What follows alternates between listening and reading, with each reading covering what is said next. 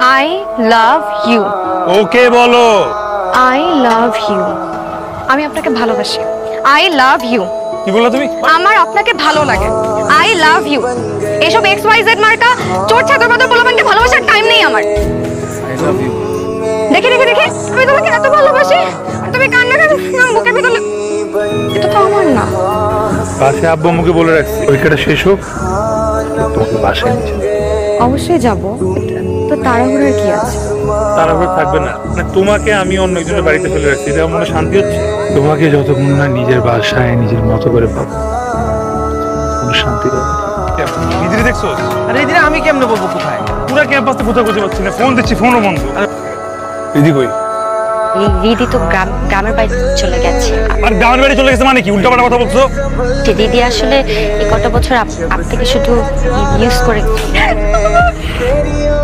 নিয়ম নেই অ্যাড্রেস দেওয়ার। কিসের নিয়ম নাই? কে বলছে নিয়ম নাই? কে নিয়ম বানাইছে? আমার অ্যাড্রেস লাগবে, আপনি যেন ম্যানেজ করেন। ম্যানেজ করেন।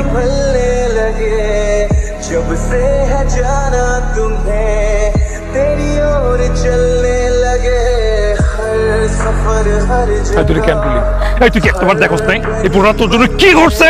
একটাবার দেখোস নাই এই পুরোটা তোর কত পাগল? দিন রাত রাত্রে দিন মারাই দিছি আমি তোর জন্য, তারপর তুই কেমনে করলি আমার সাথে? তুই কেমনে করলি আমার সাথে?